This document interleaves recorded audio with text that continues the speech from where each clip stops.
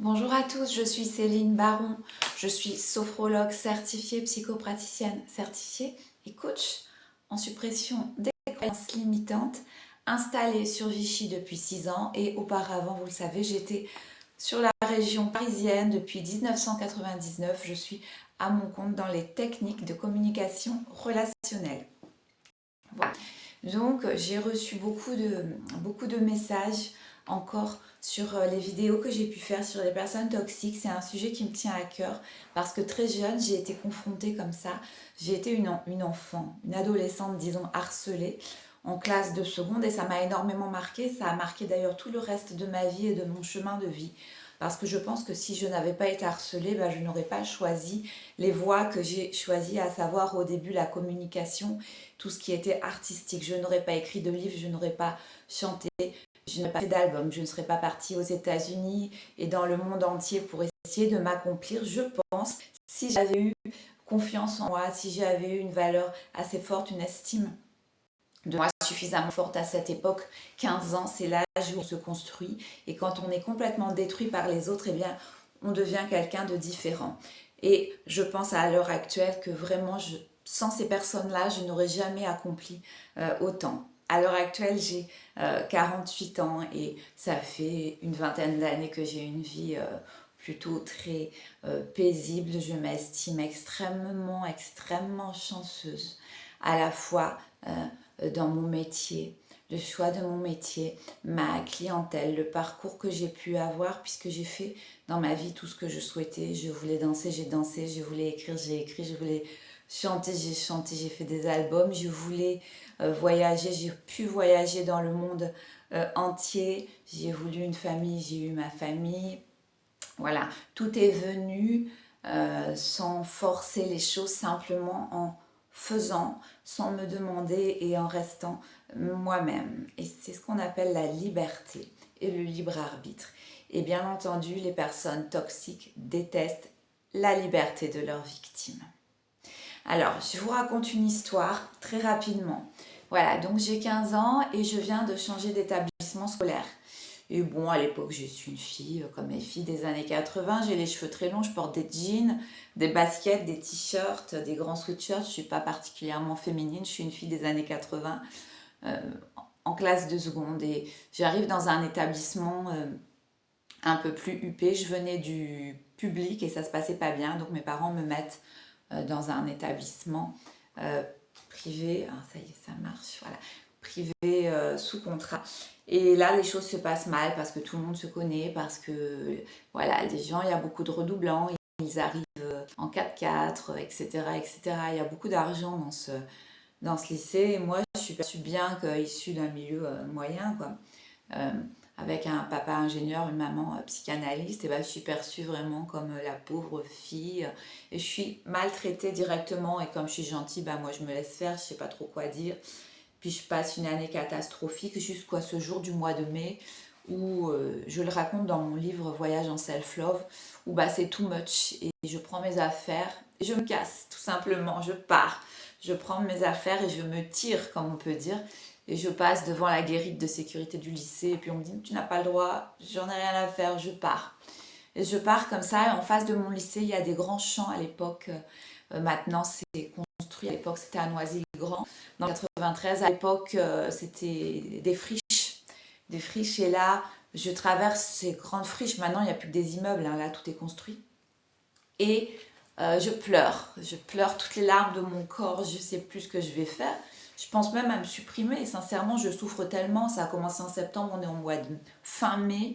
Là, j'en peux plus. Je commence vraiment à me dire que la vie, c'est juste une souffrance. Et en marchant, je me percute comme ça à une fille qui a le crâne rasé, puis qui est habillée tout en orange. Et elle a des fleurs autour du cou, elle est souriante et elle me dit, mais elle a un accent. Alors, elle me dit, elle est londonienne en fait. Et elle me dit, mais qu'est-ce qui t'arrive, petite? Qu'est-ce qui ne va pas? Viens avec moi, viens chez moi.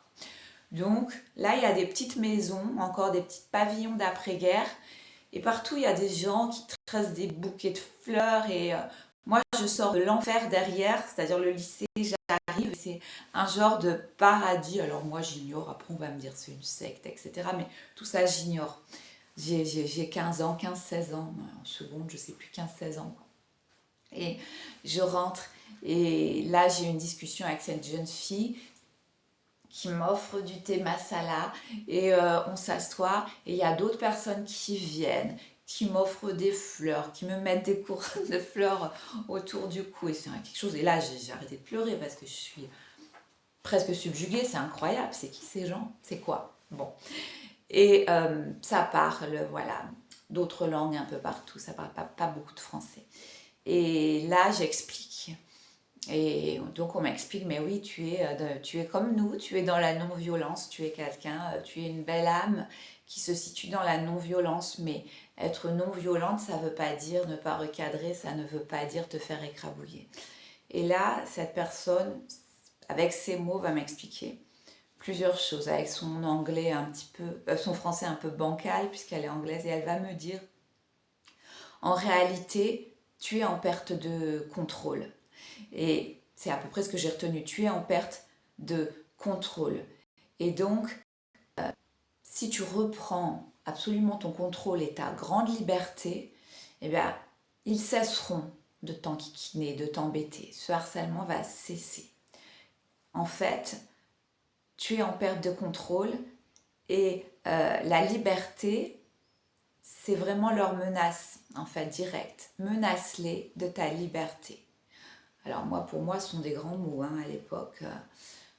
Je lis des livres d'Alan Kardec, je baigne dans le développement personnel et dans la psychologie, la psychanalyse, mais franchement, l'application, elle est très très loin hein, quand on a 15 ans. Et cette personne me dit, ils ont un besoin de domination, tu es fragile, donc ils te dominent, ça leur donne de la valeur et de la puissance. Et il va falloir remettre complètement en cause leur pouvoir. Et tu vas pas le faire en pleurant, ni en tapant, ni en te déchaînant, ni en partant, mais tu vas le faire avec un grand sourire, avec ta beauté naturelle et avec un grand sourire. Alors moi je me voyais mal sourire hein, à l'époque, je vous raconte pas, c'était quand même, c'était difficile, c'était de la véritable violence verbale, physique et des professeurs qui voyaient mais qui fermaient les yeux en réalité. Ils voyaient, ils constataient, puisque ça se passait même en cours devant eux, mais ils fermaient les yeux parce qu'ils ne voulaient pas de problème.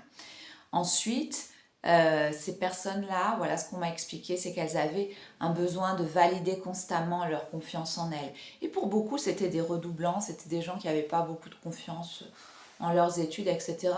Alors que bon, moi, j'avais jamais redoublé, puis j'étais quand même bonne élève, j'étais ouverte sur beaucoup de choses, je posais des questions pertinentes, j'avais une conscience assez ouverte, et ça, bon, c'était mal perçu peut-être.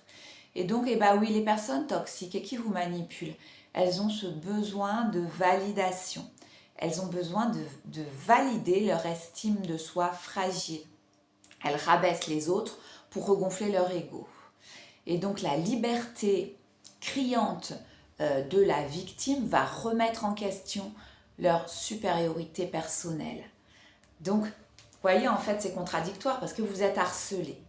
Quelqu'un vous harcèle, quelqu'un vous rabaisse, vous manipule, quelqu'un est toxique avec vous et vous avez envie juste de répondre, de vous justifier, de vous énerver, alors qu'en fait, il faut faire tout l'inverse. J'en ai rien à faire. Ça ne va pas m'empêcher de partir en vacances. Ça ne va pas m'empêcher d'avoir le sourire, de prendre soin de moi, de prendre soin de mon corps, de prendre soin de mon esprit. Et ça me passe là. En fait, en réalité, c'est ça. Donc, on va prendre un exemple comme ça, un homme 35-36 ans, qui a harcelé, qui est toxique et qui a harcelé sa petite amie, vous savez, pour la rabaisser. Et c'est un peu le cas dont on parlait hein, dans la vidéo précédente. Eh bien, la petite amie, au lieu d'avoir peur, hein, au lieu de voilà de s'enfermer, de changer ses habitudes, etc., parce qu'elle sait qu'elle est observée, hein, puisque lui, il se renseigne. Mais quand il va savoir qu'elle a refait sa vie avec quelqu'un de stable, de sain, de bien dans sa tête, hein, qu'elle a repris complètement le contrôle, il va perdre ce contrôle continu qu'il avait sur elle. ça va signifier l'échec de sa manipulation. Ça va peut-être susciter un petit peu une escalade, de la jalousie et de l'envie. Mais si la fille, elle coupe les ponts, hein, et je réponds à Erika, qui m'a écrit hier, c'est le seul email que j'ai lu, j'ai une journée un peu compliquée hier. Erika, si tu coupes les ponts, eh ben, il peut rien savoir, il voit plus rien, et bye bye le sabotage, quoi. Il va pas pouvoir saboter ta nouvelle vie. Donc, franchement, je suis tombée une fois comme ça, mais j'ai tout de suite vu, je l'ai dit et je l'ai écrit dans mon livre Voyage en Self-Love. J'avais même écrit un Kindle à l'époque, maintenant il se trouve plus, mais... Donc, après ce passage-là, eh ben, j'ai relevé mon niveau d'exigence avec les hommes et j'avais passé 5 mois avec un manipulateur pervers, narcissique, tout ce que vous voulez, j'en ai déjà parlé. Eh bien, je suis restée seule un moment et puis j'ai réfléchi et j'ai vraiment relevé mes critères de sélection. J'ai dit, je veux, le plus important pour moi, c'est quelqu'un qui soit sain d'esprit, qui a envie de construire, qui a envie d'avoir des projets, quelqu'un qui veuille bouger, quelqu'un qui ne soit pas jaloux à chaque fois que je vais faire quelque chose. Si j'ai envie d'aller enregistrer une chanson, d'enregistrer une musique en studio, si je rencontre quelqu'un, si je vais interviewer quelqu'un pour mon travail, parce qu'avant j'étais également dans la communication, si je vais, je ne sais pas, écrire un livre, rencontrer un nouvel éditeur pour mon livre, j'ai pas envie d'avoir une scène en rentrant. J'ai envie d'avoir quelqu'un au contraire qui me soutienne. C'est ça que je veux, c'est ce que je me suis dit. Je veux quelqu'un de sain d'esprit. Voilà. Quelqu'un de très sain, sans excès. Hein. Je vais pas avoir quelqu'un qui fait du sport 18 heures par jour, etc. Je m'en fiche, mais je veux quelqu'un qui ait un esprit, un corps sain, un certain sens de la santé et quelqu'un qui ait un esprit sain surtout, qui soit généreux. Et je sais que si je veux ça, c'est ce que je me suis dit à l'époque, je dois développer toutes ces qualités chez moi, sinon je ne vais jamais attirer la bonne personne. Donc j'ai refait ma vie amoureuse avec beaucoup de succès, puisque maintenant ça fait 16 ans qu'on est ensemble et on va fêter nos 12 années de mariage. On avait les mêmes projets, restaurer une maison, la revendre, en acheter une plus grande, et puis partir à l'étranger. On a eu plein de projets, restaurer un bateau, etc. On a eu plein de projets, on en a toujours plein et ça foisonne. Et à la fois, mon mari, c'est mon âme sœur, mon meilleur ami, mon meilleur conseiller. Vraiment, je ne pouvais pas tomber mieux. Mais tout ça a été calculé. J'ai pas pris la première personne au hasard. J'ai, voilà, bien entendu, le cœur, mais aussi la raison, parce qu'on peut avoir un coup de cœur sur quelqu'un avec qui on va jamais s'entendre, attention. Hein. Puis il y a des âmes sœurs qui passent aussi juste pour vous faire évoluer, mais qui sont pas là pour rester. Donc tout ça, bien sûr, c'était extrêmement réfléchi des deux côtés. Et ça n'empêche pas que c'est une très belle histoire d'amour également. S'épanouir professionnellement, bah oui, parce que l'autre, là, il m'empêchait de m'épanouir professionnellement. Alors, à partir du jour où ça a été terminé, ben, j'ai osé mettre ma fonction sur ma boîte aux lettres, puisque je recevais des colis pour cette fonction-là. Donc, j'ai mis, il y avait mon nom et ma fonction sur ma boîte aux lettres, j'ai osé. Donc, quand il a vu ça, il a dit « Ah, elle ose, elle ose ». Bah oui, parce que ça, il n'aime pas quand vous osez. Et puis j'ai exprimé ma liberté de façon vraiment affirmée. Et pour dire, je l'ai tellement exprimé, cette nouvelle liberté, je l'ai tellement racontée que j'ai même 2 magazines qui avaient vu mes vidéos de l'époque, mon ancienne chaîne, qui m'ont téléphoné, qui m'ont fait une double page sur bien gérer une séparation, sur comment moi j'avais pu gérer ma séparation. Donc bah, vous voyez, le zozo, il a pu le voir en double page en plus, à quel point j'avais refait ma vie en mieux. Le message à faire passer à ces gens-là, c'est « Je ne serai jamais sous ton contrôle, je ne serai jamais contrôlée, mon libre arbitre m'appartient, ma liberté est à moi, m'appartient. » Alors vous savez, quand vous faites, j'ai quelqu'un qui m'a écrit hier, qui veut rester anonyme, et je ne vais pas dire qu'elle est comme moi, mais dans son domaine, elle fait plein de choses, des choses très visibles. On peut parler, c'est pas des expositions, mais on peut dire ça. Bon, on va dire qu'elle fait des expositions. Donc il y a des affiches Partout dans sa ville, il y a dans les villes environnantes, il y a des affiches à son nom, avec son travail photographié. Et elle me dit, j'ai perdu beaucoup d'amis, les gens sont jaloux, je comprends pas, ils m'ont toujours soutenue, en me disant, bah, quand tu auras ta première exposition, tu verras. Elle dit, maintenant j'en suis à ma 30e exposition et les gens me haïssent, les gens me... Bah oui, parce que ce ne sont pas des vrais amis, ce ne sont pas des gens qui te soutiennent, ce sont des gens qui voient à travers ton accomplissement et ta réussite leurs propres manques, leurs propres limites.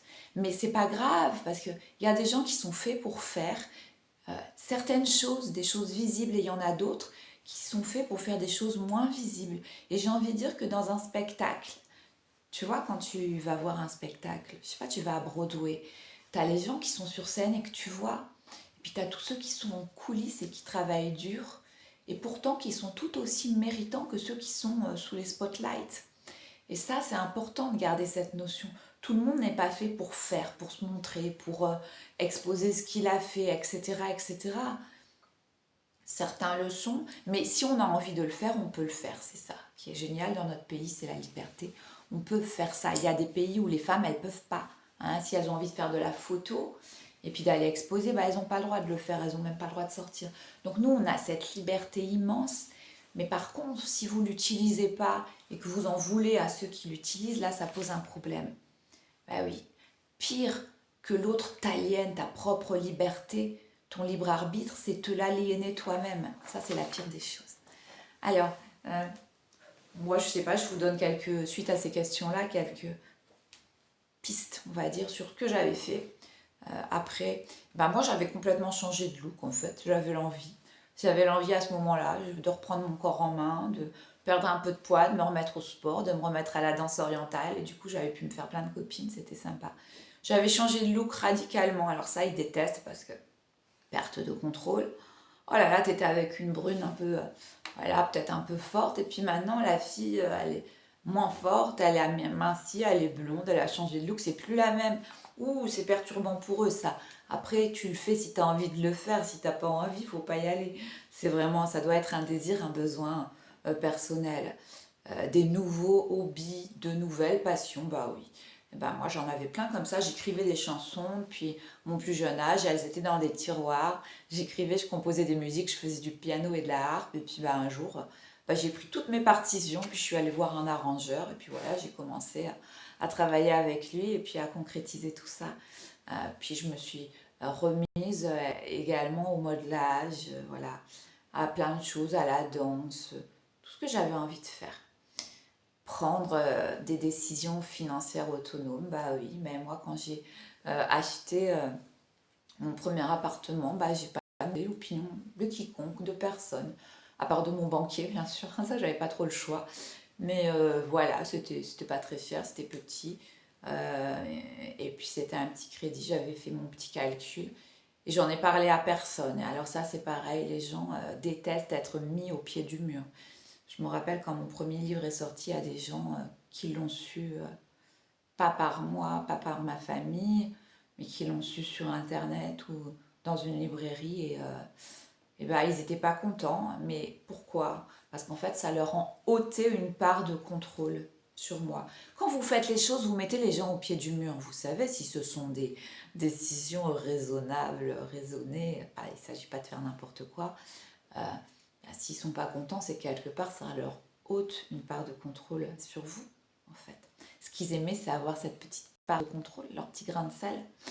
Euh, des décisions financières autonomes, bah oui, c'est pareil. J'ai monté il y a quelques années une structure insolite d'accueil pour des artistes en manque d'inspiration. Bah, j'ai demandé à personne. Voilà, j'ai dit, bah non, moi c'est le lieu j'ai eu le coup de cœur, j'ai dit c'est le lieu que je veux et je l'ai fait, voilà. Ensuite, voyager seul ou avec des amis. Alors vous imaginez bien, vous venez de vous défaire d'un pervers narcissique là, ou d'une personne toxique, et puis bah c'est un bon moyen des fois de s'en couper, de partir, hein. Si vous pouvez, si vous avez les moyens, si vous avez le temps, bah partez un mois toute seule ou tout seul au bout du monde. Coupez un peu les ponts et puis reprenez cette liberté qui vous appartient sans demander aux gens ce que je dois faire, ce que je dois faire. La bénédiction, c'est pas bon, hein. Soyez le seul à vous donner la bénédiction pour les choses. Je parle pas de la vie de couple ou quoi, mais j'imagine vous êtes célibataire, vous venez de vous séparer de quelqu'un de toxique. Allez-y, prenez votre décision, vous n'avez besoin de l'accord, de la bénédiction de personne. Ne pas se justifier, ne pas se justifier. Bah, moi, quand j'ai commencé à aller, quand j'étais jeune, ça a changé ma vie. Je suis pas rentrée chez les Hare Krishna, hein, je vous le dis tout de suite, mais j'ai commencé, plutôt que de lire Alan Kardec et des choses assez sombres en fait, et ben, je me suis mise à lire Wayne Dyer, Le pouvoir de l'intention, des choses comme ça. Et la rencontre avec la londonienne, là, qui chantait à Krishna, et qui m'avait accueillie alors que j'étais en train de pleurer, elle est restée gravée en moi, cette fille-là, je me rappelle de son visage, de son âme, de sa vibration, des tonalités de sa voix, ça a été un peu comme ma sauveuse sur le chemin et en plus elle m'est apparue comme ça, c'était fin mai, c'était presque mon anniversaire et c'était pour moi presque un cadeau divin de la voir face à moi, une fille magnifique, alors avec presque pas de cheveux, un petit truc sur la tête et les cheveux rasés et son dhoti, je pense que c'était un dhoti orange, et cette beauté sans artifice, ça m'a marqué et en même temps ça a ouvert en moi un chemin beau, profond, puis ça m'a aidé à lâcher énormément de pression et quand je suis revenue l'année suivante, tout avait changé, c'était plus pareil. Le lieu s'était ouvert, il y avait plein de nouveaux inscrits et je me suis fait plein d'amis. Et j'ai pu laisser quiconque. J'avais repris très visiblement ma liberté. Très visiblement, j'avais confiance en moi. J'ai passé un été, j'ai passé 2 mois avec des jeunes en Scandinavie. J'ai raconté dans mon livre Voyage en self-love, où tout s'est très bien passé, où j'étais complètement appréciée pour ce que j'étais. Et donc j'ai compris que le problème ne venait pas de moi, en réalité. Ou alors peut-être de ma grande gentillesse, trop grande gentillesse. Et après, j'ai plus jamais eu ces soucis-là, j'ai su recadrer les gens. Mais je pense que quand vous êtes épanoui, que vous avez une grande liberté, quand vous êtes capable de faire les choses sans bénédiction, sans demander la bénédiction des autres, que vous êtes épanoui, bah, les gens ne viennent pas se frotter à vous, ils ne viennent pas vous enquiquiner. Voilà. Bah écoutez, je vous remercie J'ai vu plus de 1000 vues. Alors, ce sont des petites vidéos. Je veux dire, j'ai aucun... Alors, il y a des gens qui m'ont dit qu'on peut référencer, on peut t'aider, on peut te mettre des sous-titres, je m'en fiche complètement. J'ai aucune ambition, absolument aucune ambition de compteur. Si j'ai 2 vues, ça peut aider une personne, c'est top. Je me fiche totalement du référencement, de la façon dont c'est filmé, de ce qu'il y a derrière, de ce que ça sous-tend. Je m'en fiche complètement. Je le fais si je peux aider quelqu'un, ne serait-ce qu'une personne, je suis contente. Non, m'écrivez pas pour de la pub, des machins, des trucs, je m'en fiche complètement. Je suis chez moi, dans ma paix intérieure, je suis chez moi dans ma propre histoire, dans ma belle histoire. Et voilà, c'est tout ce qui m'importe et de communiquer. Et peut-être j'inviterai bientôt une amie ici qui est super, qui est quelqu'un de super. Et elle a des choses à dire aussi, peut-être que je l'inviterai. Mais non, non, me demandez pas. Et puis, me dites pas, voilà, tes descriptions sont pas assez longues, pas assez référencées, tu devrais faire ceci, tu devrais faire cela. Les mots-clés, tout ça, je m'en fiche. Franchement, même j'ai 2 vues, ça me suffit. Voilà, très bien, je vous souhaite une bonne journée, agréable journée. Bye bye.